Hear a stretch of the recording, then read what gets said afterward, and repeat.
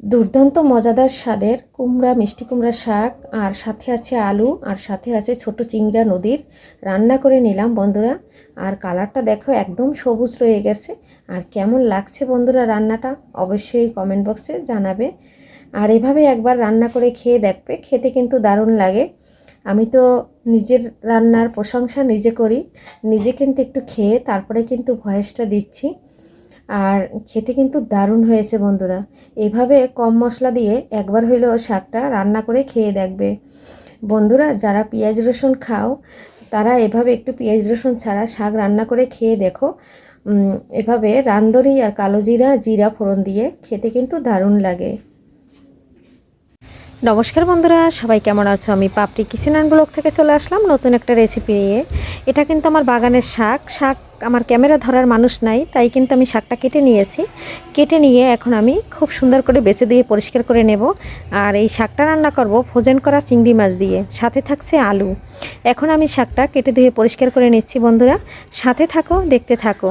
আমার কাছে কুমড়া শাক, মিষ্টি কুমড়া শাক ভীষণ ভালো লাগে। আর কে কে আমার মতন মিষ্টি কুমড়া শাক পছন্দ করো অবশ্যই আমার সাথে থাকবে।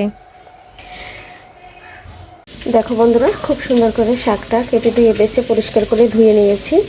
আর এদিকে দেখো ফ্রোজেন করা চিংড়ি মাছ ফ্রিজ থেকে বের করে নিয়েছি। অফনে রেখে আলুটা তেলের উপর দিয়ে আর মরিচটা ভেজে নিচ্ছি। এটা হালকা একটু ভাজা হয়ে গেলে জল দিয়ে দেবো। এখন এখানে লবণ আর হলুদ দিয়ে দেবো। আলুটা বেশি ভাজতে হবে না, কারণ শাকে অনেকটা জল লাগে। একদম আলুটা দিয়ে দিচ্ছি আর জল দিয়ে দিচ্ছি শাকটা সিদ্ধ হওয়ার জন্য। এখানে সামান্য একটু লবণ দিয়ে দিচ্ছি। অফ ক্যামেরায় বন্ধুরা শাকটা দিয়ে দিয়েছি। আর এখানে শাকের উপর থেকে কিছুটা লবণ ছড়িয়ে দিচ্ছি, তাহলে শাকটা খুব তাড়াতাড়ি সিদ্ধ হয়ে যাবে। এখন আমি একটা ঢাকনা দিয়ে ঢেকে দিচ্ছি। শাক বন্ধুরা ফোড়ন দিয়ে রান্না করলে ভালো লাগে। শাকটা আমি ঢেকে নিলাম। শাকটা দেখো উল্টে দিলাম, আর অনেকটা শাকটা কমে গেছে কিন্তু। এখন আমি একটু শাকটা নেড়ে ছেড়ে দেবো। নেড়ে ছেড়ে দিয়ে এখানে আমি হলুদ দিয়ে দেবো, আর কাঁচামরিচটা তো দিয়ে দিয়েছি। শাকে কিন্তু আমি গুঁড়ো মরিচটা ব্যবহার করব না। এখন আমি পরিমাণ মতন হলুদ দিয়ে দেবো। দিয়ে দিচ্ছি ভিনেগার গুঁড়া। গুঁড়ো মশলাটা দিয়ে একটু নেড়ে ছেড়ে মিশিয়ে ঢেকে নেব। আরও 10 মিনিট ঢাকনা দিয়ে ঢেকে আরও সিদ্ধ করে নেব, কারণ এই শাকটাই কিন্তু প্রচুর জল লাগে। আর এটা যেহেতু মিষ্টি কুমড়ার শাক, আর লাউ শাকে তো অল্প জাল লাগে। তারপরে আমি গরম জল দিয়ে দেব। ঢাকনা দিয়ে ঢেকে দিচ্ছি।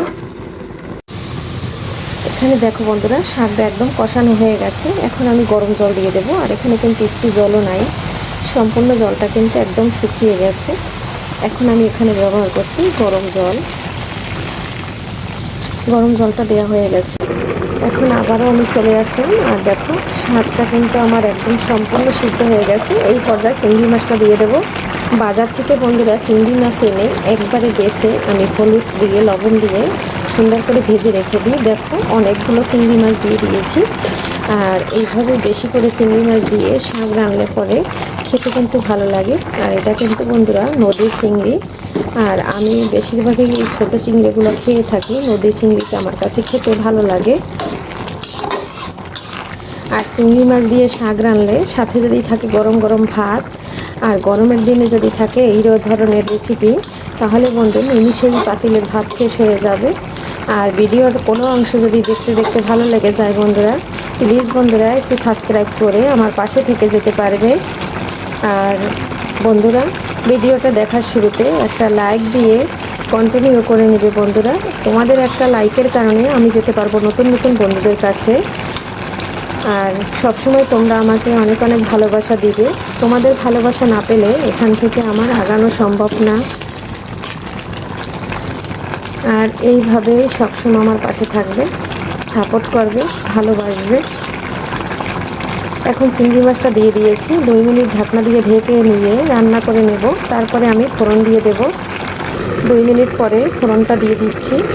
এখানে সামান্য পরিমাণে তেল দিয়ে দিচ্ছি। তেলের ভিতরে কালো জিরে আর দিয়ে দিচ্ছি জিরে আর তেজপাতা, আর দিয়ে দিচ্ছি সুন্দর একটা ফ্লেভারের জন্য রাঁধুনি। আর এভাবে রাঁধুনি দিয়ে যদি শাকে ফোড়ন দেওয়া হয় তাহলে কিন্তু স্বাদ বেড়ে যায় দ্বিগুণ। যারা রাঁধুনি খাও না তারা জিরা আর কালো জিরা দিয়ে ফোড়নটা দিয়ে নিতে পারো। ফোড়ন দিয়ে এভাবে শাক রাঁধলে শাকের স্বাদ এতটাই হয় তা বলার মতো না, একদম মুখে লেগে থাকে বন্ধুরা। আর আমি শাক রান্না করলে সেখানে কিন্তু পেঁয়াজ রসুন ব্যবহার করি না। গরমের দিনে পেঁয়াজটা শাকে দিলে শাকের তরকারিটা 2-3 ঘন্টার ভিতরে নষ্ট হয়ে যায় বন্ধুরা। আর গরমের দিনে চেষ্টা করবে সবাই পেঁয়াজ রসুনটা একটু কম খাওয়ার, তার কারণ গরমের দিনে পেঁয়াজ রসুন খেলে বেশি অ্যাসিডিটি বেড়ে যায়, প্রচুর গ্যাস বেড়ে যায়, আর আমাদের স্বাস্থ্যের জন্য খুবই ক্ষতিকর। কিন্তু অল্প তেল মশলা খাওয়াটাই গরমের দিনে খুবই জরুরি দরকার। আর এদিকে দেখো ফোড়নটা আমার ভাজা হয়ে গেছে। 2 মিনিট পরে দেখো আমি ঢাকনাটা তুলে নিচ্ছি, শাকের ফোড়নটা দিয়ে দিচ্ছি। এখন দিয়ে দিচ্ছি জিরার গুঁড়া।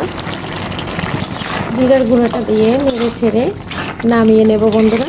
শাকটা কিন্তু অলরেডি আমার রান্না হয়ে গেছে, কারণ শাক আলু পুরাটা সিদ্ধ হয়ে গেছে, যেহেতু ঢাকনা দিয়ে ঢেকে নিচ্ছি আর রান্না করে নিচ্ছি।